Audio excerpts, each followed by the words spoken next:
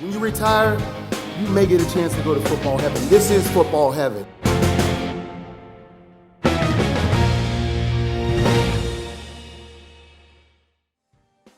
Hello, guys, and welcome to The Mission. I'm your host, Jameer Howerton, and that's right, as Marshall Falk says, this is football heaven. Well, we got a great show for you today. Joining us is Buffalo Bills legend, Pro Football Hall of Famer Thurman Thomas is joining us right here on The Mission.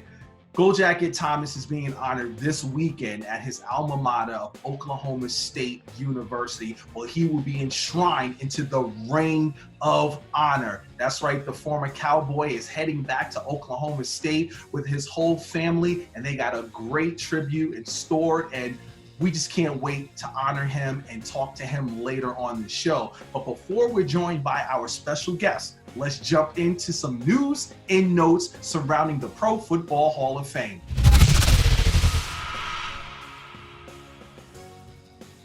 Well, congratulations is most definitely in order to Gold Jacket Deion Sanders, making headlines this week as the new head coach of the Jackson State University. That's right, Neon Deion is taking his talents down to Jackson State and continuing the legacy at the HBCU.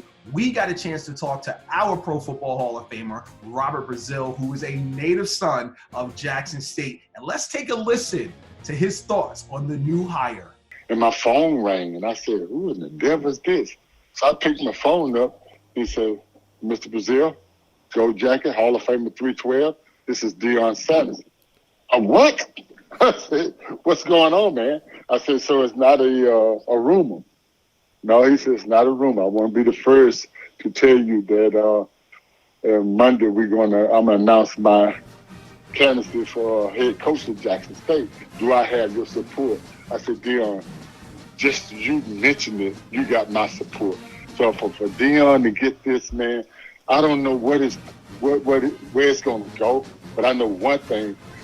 You got a son. I don't know Jamel from the next guy, but if you got a son in high school, and senior in high school, Deion Sanderson, Rob Brazile, Jackie Slater, and maybe Lim Bonner knocking on your door. We need to get your kid and bring him to Jackson, Mississippi. Will you let us in? That was an amazing interview, and I got to tell you all, please visit profootballhof.com to read the full article and to hear the story that I got a chance to listen to and ask rich questions about the legacy of Jackson State football with Gold Jacket Robert Brazile. Mr. Brazile, we want to thank you so much for giving us your time and just to hear the excitement of how he's ready for the sonic boom to roll out the red carpet for Coach Prime. Congratulations to you, Coach Prime, and we're going to be watching all the great things that you have in store down there at Jackson State. Also making headline news is Gold Jacket John Elway. Hall of Famer selector Jason Cole just finished his 6-year-long project of writing the first release of the biography of Pro Football Hall of Famer John Elway, entitled Elway, A Relentless Life. It's the first detailed accounts of the biography of the 2004 enshrinee, and you can find this book where all novels are sold. So congratulations to Jason Cole on your huge accomplishment, and we can't wait to read about your memoirs, Gold Jacket Elway. Well, that's going to conclude our news and notes. When we come back, we'll be joined by our special guest, Thurman Thomas. Before the Snap, an educational program looking into careers in the NFL, recently featured Clint Oldenburg, the ratings adjuster for EA Sports Madden franchise and former NFL legend, whose personal archive lives at the Pro Football Hall of Fame. Here's your draft card, Clint. 5th round, 171 overall. Thank you for showing that stuff. That was a nice trip down memory lane. That was very special. For more educational programs, follow the Pro Football Hall of Fame on Facebook. Welcome back to The Mission, and as promised, we are now joined by Oklahoma State great, Buffalo Bills legend, Pro Football Hall of Famer, Mr. Thurman Thomas. Mr. Thomas, thank you for joining us right here on The Mission. Thank you. Thanks for having me. Oh, man, it's so great to see you. It's been a long time. I noticed before we jumped online, you're rocking the IMG Academy. Yeah. Tell us a little bit about that first and foremost. Well, my son was he finished his last year at IMG as a baseball player. And obviously, you know what happened during March, everything got canceled. But, you know, it was a great couple of months for him. So he got there in August all the way to March. So it was a great time for him to kind of get used to that college atmosphere, you know, of being able to do your schoolwork and then go grind it for a couple of hours at the baseball field. So we really enjoyed it. We really enjoyed our time down there. But obviously he's moved on, and he's at Western Illinois now playing baseball. Congratulations. It's definitely in order to you and your family with that. Well, Mr. Thomas, before we jump into this conversation, the NFL world is saddened by the news of Pro Football Hall of Famer Gale Sayers. And before we talk and dive in, let's talk about the life and legacy and get your thoughts and reflections on Gale Sayers. Well, you know, when I got elected into the Pro Football Hall of Fame, you know, there were a couple of guys that were on my radar that I had to meet. And obviously, you know, my idol, Earl Campbell, was one of them. I had met Walter Payton before he passed, and I knew Jim Brown, but Gale Sayers was the guy that I had never met up until 2007. And when I walked into the room and I just saw the smile, I saw the smile and I was like, there he is.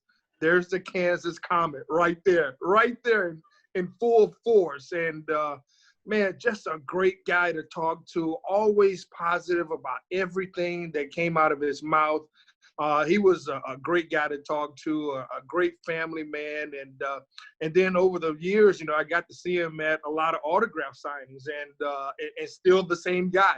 And now you're talking about a guy who says he only needed 18 inches of daylight to get through. But, you know, he had a crowd around him then, and everybody was always laughing. Everybody walked away from Gale going, man, that's just a wonderful, wonderful guy that I could just spend hours with, and meant a lot to the Pro Football Hall of Fame. And we're going to miss him dearly. One of the great icons of the NFL, and we're going to miss him at the Hall of Fame. We're praying for his family and all of his friends, but he will definitely be remembered. And it hurts our heart right now to sit here and talk about it, but we will get through, because that's what Gale would want us to do. If you don't mind sharing some of the intimate moments that you had the opportunity to talk to Mr. Sayers, what were those conversations like? Oh, those conversations were like, hey, man, you know, how is your life going? How is your family going? And just talking about the kids and, you know, what type of business I was in and all that type of stuff. And, you know, and I think like the first conversation that I was talking to him or whatever, we were talking about family and friends or whatever. And I walked away from there going like, man, we did not talk for the first 15 minutes. We didn't talk about football at all. Didn't talk about football at all. It was all about family and friends. And that's the kind of the way that every conversation that I had with him after that, you know, it would be like, hey, where's Miss Patty Thomas at? You know, and I was like, wow, you know, this is really cool, you know, and not even the football stuff. So it was more life, and, you know, and congratulated me in 2007 when I first got there. And, you know, obviously I'm going to always be wherever the running backs are. So he was always in the same room with Earl Campbell and Jim Brown, but he was definitely a one that stood out all the time. You know, during his enshrinement speech, he spoke very highly of the relationship between him and Pro Football Hall of Famer George Halas. Let's take a listen to a little bit of that. And I want to give a special thanks to George Halas.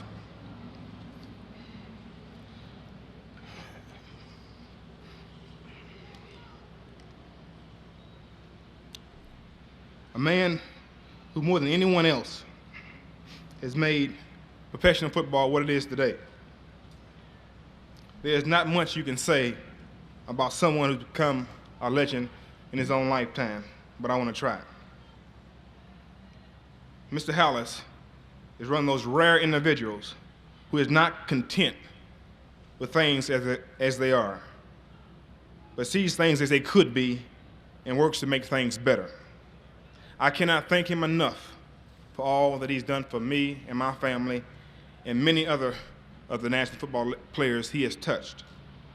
Amazing, Thurman, when you listen to that. And I know that you have those same sentiments with your head coach, general manager, Marv Levy, Gold Jacket. If you could speak on that, what is that relationship like, in the locker room, on and off the field, to know that your coach is really like a father figure in some instance? And I think that's what Gail was probably alluding to, is that how George Halas was like a father figure to him, off the field, and when they were over there at the practice facility, that, it felt like a father figure. And that's how I felt with Marv. Like, I can go up and talk to Marv about anything. I mean, Marv, when I got there, Marv was 66 years old. So I was 22, and now he's 95.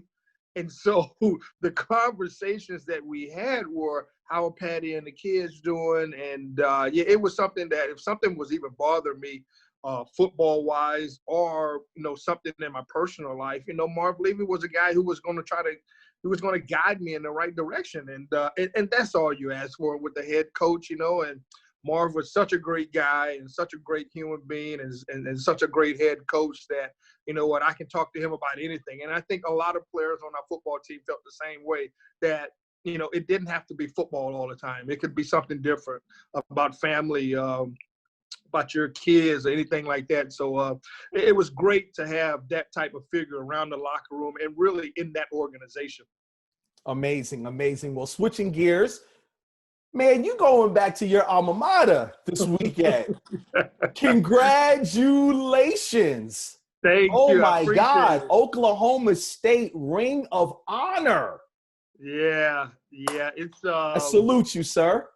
Thank you. I appreciate it. I got the call last week from another legendary Oklahoma State guy. This guy just happened to be a wrestler, John Smith. And it was quite the surprise. I knew that they wanted me back for the West Virginia game, but they were more talking about just kind of celebrating going against West Virginia and playing in my last game at the Sun Bowl. Right, 1987. Yeah. Right. So I thought it was just, like something to just want to congratulate me being the MVP. But it turns out that I'm going to be the first one in their Ring of Honor at Oklahoma State University. And they caught me at a good time, and I almost cried. So, it's something special. I'm taking my family and have some friends going up. It's going to be a special weekend. And I really appreciate all the hard work that Oklahoma State has put into to this honor. For me to be the first one, it means to me that not only did I do it on the field, but I did it off the field, and I represented my college very, very well. Talk about that legacy at Oklahoma State and how it prepared you for the next level, because it was known as Tailback U. Right. Well, I tell you what, man, when I was there from all those years from 84 to 88, man, it really taught me a lot about, just kind of being on your own, kind of growing up a little bit, and being there and being associated with the alumni and the university. I'm an only child, so I was kind of, when I was there for 4 years, I only went home maybe 2 or 3 times. It's because I was growing up as a human being. I was growing up as a young man. I was working during the summer. I was doing a lot of things that helped me to get to where I am right now. And so, playing in the Big 8 conference, we weren't the powerhouse. It was Oklahoma and Nebraska. And I felt like Oklahoma State was a team that was up and coming, and I wanted to be a part of that. Now, we never got the opportunity to beat Oklahoma or Nebraska. In my 4 years, I went 0-8 against those guys, but it was a battle. It was a battle week in and week out. And I think, over my 4 years, obviously after I left, Barry Sanders took over. It put Oklahoma State on the map. And I'm proud to be a part of this coming weekend and be the first one to go up on the Ring of Honor and thinking that, I had a lot to do with this. That's amazing. 2 Pro Football Hall of Famers attended that university, Thurman Thomas and Barry Sanders. At the same time. At the same time, 1987. You showed off some moves in the end zone. I ain't know you could move like that, man. Well, oh yeah, I can move like that. That was back then when that dance was in. I can't even think of the name of it. It was so long ago. Was it the Cabbage Patch you was doing? Yeah, the Cabbage Patch. There you go. The Cabbage Patch. The Cabbage Patch. Yeah, and then I seen in a couple of other scenes, touchdowns, a couple of my teammates joined in, and I was like, oh my God, that was so long ago. But yeah, I got better moves since then, though. It's one of those things that when you look at that legacy, and you talked about being emotion, how do you think you'll be, when you get there this weekend and when it's unveiled, and just to see, because the accolades, it's like the accolades have not stopped coming. You get to relive, you know what I mean? That must feel good. It's like Pro Football Hall of Famer, Buffalo Bills, which by the way, your team is doing excellent. Thank you. And we'll talk about that. But seriously, when you get there, this weekend, do you think it'll just all just hit you? Because as you mentioned, you were growing up back then. You were I was trying to come home like every other weekend from college. I was missing home. But you said you came home 4 times. That's amazing that you were really immersed into that culture. Well, yeah, I haven't been back in a while, and I've already talked to some of my former teammates, and they're coming back there. So, yeah, I think it's going to be emotional. I was talking to my Patty and my family a couple of nights ago, and they were like, and we talked about this, after I had my jersey retired by the Buffalo Bills last year, I was like, I don't think there's any more honors that I can really actually get. And, and this one actually popped up, and I'm like, well, I guess we got to go to one more, So, it will be emotional. I get to see really the transformation of Oklahoma State, because when I went there, the buildings and the stadium was not what they look like today. Obviously, everything has changed from our alumni who passed away a year ago, T-Bone Pickens. So it's going to be emotional. I know it's. The stadium won't be full because of the COVID-19, but you know what? Just to be there, just to have an opportunity to be there and have this honor in my name, and it's going to be great. I'm sure it's going to be very emotional for myself. My mom is coming. I know she's going to be emotional. So we're just looking for a great weekend. And hopefully Oklahoma State, which I know they will, they better get this W against West Virginia. Well, Mr. Thomas, that's going to be great, and we can't wait to see the pictures. And here at the Pro Football Hall of Fame, we're going to do our job as far as getting that out there, so all the Buffalo Bill faithfuls will be able to get a chance to see it, and all your Pro Football Hall of Fame fans will be able to get a chance to see that. Speaking of your Buffalo Bills, 2-0. It's going to be a big game this weekend. They face the Los Angeles Rams, 2-0 at Orchard Park. What do you like about your team this year? Well, you know what? I like what they've done. They were supposed to beat the Jets, and they were supposed to beat the Dolphins. So obviously, Miami got their first win last night against Jacksonville. So, this is a big test for them. I just read an article a couple of days ago where the last game, Aaron Donald said he didn't have a great game. So watch out for the big number 99 for the Rams, try to wreak havoc on the Buffalo Bills. But I think the main thing has been that, Josh Allen has been more comfortable in the pocket. Obviously having Diggs on his side is definitely helped him a lot. It's helped John Brown.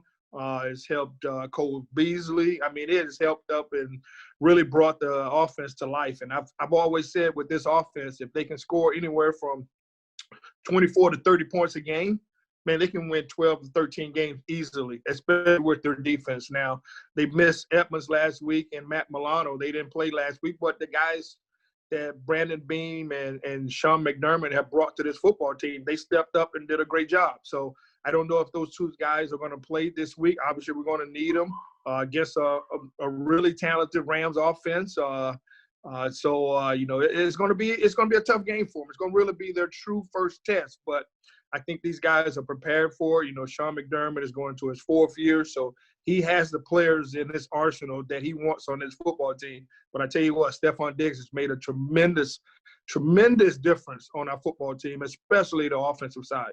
When it comes to Bills Mafia, Bills backers, you have a pulse on that community. They know Thurman Thomas 3-4. What is the energy alike in that community when you go back, or you get a sense of that feverish pitch from the fans? You know, 2-0, good start, and just to know, like, you know the temperature out there in Buffalo. You know Right. I hear you on the field, but what are the fans? How's that energy like? Yeah, it's right now it's great. We're 2-0. But, you know, that can turn with a loss, man. You can, the one thing we say about Buffalo is that, you know, you don't even have to watch a game, but you go out Sunday night or Monday morning and you can tell whether we won or lost because if people act differently. I mean, people will be honking their horns or whatever, but it's been great. Obviously, you know, but these fans here have been tremendous, man. They have been really great, not only for the team that we have now, but, you know, you go back to the 1960s, you know, people around here still talk about when the Buffalo Bills came around back in the AFL and they won the championship in 64 and 65 for the AFL. And when they moved over to the NFL, how they had their first Monday night game here, and then they talk about Joe Ferguson, and they talk about Jerry Butler, they talk about O.J. Simpson, they talk about all the former players that have ever played here. And I just had somebody yesterday, I saw somebody with a T.O. jersey on. I mean, he hadn't been here in 5 or 6 years. But, I mean, that's how this community is, man. When they say once a Bill, always a Bill, they truly mean it. And it's been great to be around here. You know, obviously, myself, I live here. Jim lives here. Steve Tasker lives here. Who I definitely need to get and do the Pro Football Hall of Fame because he's the best special team player to ever play the game. I thought I'd throw that in there. But it's a great town, man. We're just looking and hoping and praying one of these days that we can bring a championship to the city of Buffalo and Buffalo Bills fans because they deserve it. Wow, that's amazing. That's amazing. Before we let you go, because I appreciate your time, I got to get your top 5 running backs. Well, 2 sets of top 5. I want to get your top 5 running backs of all time. Then I want to get your top 5 running backs in today's game and why. Ooh. So let's tackle this. Let's tackle this one right now. Your top 5 all-time running backs. Top 5 all-time running backs in no particular order? No particular order at all. Okay, first I'm going to throw Jim Brown in there because I think Jim could have played in any era. Okay. Any era. All right. 2, I'm going to go with Barry Sanders. Okay. Former teammate. I mean, playing on that Detroit Lions team, I mean, obviously, you know, he was the focal point, and still, with him being the focal point, still gained over 15,000 yards in 10 years. That right there is an amazing stat right there. So I'll go with Jim Brown, Barry Sanders, Walter Payton. Okay. Walter Payton, Sweetness. Sweetness, you know, he's the reason why I started running the hills. You know, yeah, exactly. Yeah, he's the reason why. I wish he was still with us today, man, because I always tell people, you know, before Michael Jordan took over, and when he did take over, it was still Walter Payton's town. Thank you. So when I was watching that whole Last Dance, I'm like, wait. They're not giving props to the Chicago Bears. Right. They were talking about a soccer team. I get it. But listen, that was a Bears town, man. Knock it off. Knock it off. Yeah. And then, you know what? Not to regress, but then I got a chance to talk to your Gold Jacket brother, Gold Jacket Dent. He told me, and he spilled the tea right here on the Mission podcast, that it was him and the Chicago Bears that got Michael Jordan to start lifting weights. Then was saying, like, nah, Michael was saying in the offseason, I don't want to lift weights because it's going to mess with my touch. It's going to mess with my shot. He says, listen, if you don't get it right, Detroit and them guys are going to start muscling you. So if it wasn't for the Chicago Bears and his relationship with Gold Jacket, he wouldn't have started lifting weights. He wouldn't have. He would start lifting weights. Okay, so I got Walter Payton. I'm sorry, regress there for a minute. So we got Jim Brown, Barry Sanders, Walter Payton, Earl Campbell. Earl Tyler Campbell. Rose. And that's the Tyler reason why Rose. you wear number 34. It's the reason why I wear number 34. Yep. Yeah, see, he was, Tyler Rose back in Tyler, Texas, man. And that's all you ever heard about was Earl Campbell. And, man, he became my idol, watching him at the University of Texas and then, getting drafted by the Houston Oilers right there, and, he's famous for the tearaway jerseys, I remember us being on the road and you sharing that intimate story with me. Like, that's the reason why you wear number 34. Yeah. Yeah, he was a beast, man. And he's one of those guys that, like I said, when I go back to the Hall of Fame, there's only a couple of guys that I seek out. And, and he's one of them. And I really appreciate him, talking at my retirement jersey last year against the New England Patriots on Monday night. He gave a nice speech, and I appreciate that. So. All right. Well, number 5, who is rounding out this list? Who is rounding out this list? This is a tough one, man, because the top 4 are just, they were just awesome. But I think I'm going to stay in the great state of Texas. And I'm going to go with Eric Dickerson. Really? See, listen. I'm going to be honest with you. I was going to put you on that list. It's like, come on. Oh, I can't put myself on the list, man. Why not? No, I can't do that. You can't do that? All right, okay. All right. I can name 10 guys and wouldn't put myself on the list. I'm just not that way, man. Wow. Okay. Yeah. So to round out the list, we got Jim Brown, Barry Sanders, Walter Payton, Earl Campbell, and Eric Dickerson. Yeah. That's a list. That's a list. That's a lot of yards there. That's a lot of yards there. Yeah. That's a lot of yards. You got Earl Campbell, the power, Walter Payton with just the smoothness, and Barry Sanders with the best moves of anybody's ever seen. And, you got the speed and the jerry curl of Eric Dickerson, man. So, it's just smooth. And you can throw the goggles in there and all that stuff. So, those are my top 5. The goggles and the neck roll. He had the neck roll. He had the neck roll. I want to go with the neck roll just because of Eric Dickerson. Right. Yeah. I actually wore a neck roll. I just couldn't get the jerry curl. I didn't have that much hair. I would be remiss if I didn't bring this up. Gold Jacket Marshall Faulks he talks highly of you, and he speaks of you. We did a piece together one time called The Inspiration. And I saw it, yeah. Oh, wow. It was just so touching. It was so moving. So I definitely wanted to give that shout out to Marshall Faulk. Yeah, Marshall's always been my guy, man. One of the things because I had the coach that really brought the offense to him was Ted Marshall-Broder. Ted Marshall-Broder used to be here with me in Buffalo, and that's how I got my start. And when Marshall got drafted by the Colts, Ted Marshall-Broder became the head coach. And so, yeah, Marshall's my guy, man. People say, I was the best, to start off all this all-around back ever conversation. But, man, that dude Marshall, man, took it to another level, man. I really liked watching him, and I hated that the coach traded him when he went to the Rams. But, because I was seeing him every week. Right, I was seeing him at least two times a year. And all of a sudden, he's gone to St. Louis, and I never got to really see him that much. But the relationship between Marshall and I have been strong. It's unbelievable. I love that guy. Yeah, that's back in the day when the Colts, the Jets, the Bills, and the Dolphins were all in the same division. Yeah, So I got to see 28 all the time. Yeah. That was back in the day. Now, for the last one, I got to get your top 5 in today's game. This is going to be interesting. I'm going to sit back and I'm going to shut up and let you do what you do.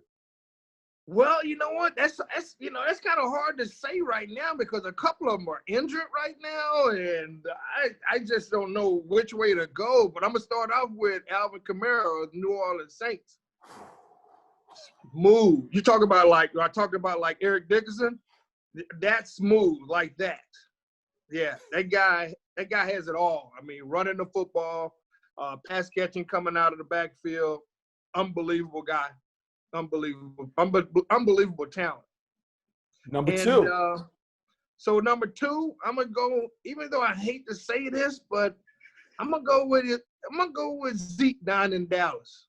I think he needs to be fed the football. I think that guy needs 25, 30 carries a game or 25 to 30 touches a game because I think he is the one that makes that offense go. Number three. Number three, I'm gonna go with the guy that I just kind of talked about, Marshall Faulk, guy that does it all. I mean, all of it right now. He just got injured, is going to be out for about 4 to 6 weeks, and that Christian McCaffrey, dude did an awesome job last year. Got over 1,000-yard rushing and 1,000-yard receiving. I mean, that's something that's unheard of. I mean, only two other guys have ever did that: Marshall Faulk and Roger Craig. I mean, the guy is the offense for the Carolina Panthers. So I would definitely throw him in there. Number four. Oh, man, it's starting to get tight around here. Number four. Man, who is number four? Who can I pick? You know what? I'm going to go with a guy. He's not really a running back, but he is to me. I'm gonna throw Lamar Jackson in there. Just a little different thing. Yeah. I like that. Yeah. Last year he did say not bad for a running back. Remember when he threw over 200 yards in that one game? He said, not bad for a running back. Right. Exactly. So I'm gonna stick with Lamar. I'm gonna throw Lamar in there just as a kind of H-back type of guy, and not a running back. But, man, the guy has moves. The guy has done an excellent job the past couple of years since he's been in the league and just been an outstanding football player, for the Baltimore Ravens. And last but not least, number five. Number five, you know what? I hate to say it, man, but I really wish Saquon Barkley was still playing. Man, I love that guy. Got a opportunity to meet him a couple of years ago, and the dude was just man, he was all in my brain, all in my about what does it take, how to work out, what do you do during the week, and I just kind of fell in love with the kid, man. And unfortunately, he got hurt this year, and he's out for the rest of the year. But he was a guy that was kind of like Barry Sanders, just kind of on a team and not really having a lot of other players to help him show his talent the right way. Because you need a lot of players. You need a quarterback. You need wide receivers. You need an offensive line to all that to come together. And to see him get injured, man, but I just think if you throw him in there in the mix, man, he's definitely one of the top 5 backs in the National Football League. Well, there it is. I am so grateful for your time today. You breaking it all down. Congratulations to you, once again. And man, I can't wait for this COVID stuff to be done. So, get a chance to see you back in Canton, Ohio, and we get a chance to, chop it up. But I really want to thank you for your time and just getting a great perspective of Mr. Gale Sayers, your top 5 list, you being honored at OSU. It's just been great to catch up with you, sir. Really great to talk. Thank you so much. I appreciate it, man. Like you said, man, I can't wait till this stuff is over with so we can get back down there to the Hall of Fame and have all the new inductees go in. And, I mean, it's just such a special time, especially with the Hall of Fame Village going up, man. It's just really but you know what? I think it's going to be well worth it, man, for us to just have a year off and come back and see what they've done at the Hall of Fame Village and letting it continue to grow. And, I just tell everybody, man, just to stay safe, man, and do what you have to do in your life and in your time to keep things moving in a positive way. Ladies and gentlemen, Buffalo Bills great, Mr. Thurman Thomas, right here on The Mission.